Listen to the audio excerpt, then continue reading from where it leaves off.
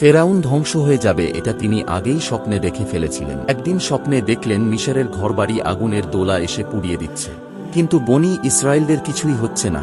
ভয়ে ফেরাউনের ঘুম ভেঙে গেলেন। এরপর দেশের বড় বড় জ্যোতিষী এবং জাদুকরদের ডেকে আনলেন। জ্যোতিষীদের তার স্বপ্নের কথা বললেন। জ্যোতিষীরা বলল অতি তাড়াতাড়ি বনি ইসরায়েলের ঘরে একটি পুত্র সন্তান জন্ম নিবে এবং তার হাতে মিশরবাসীদের ধ্বংস নেমে আসবে এবং ফেরাউনের পতন ঘটবে।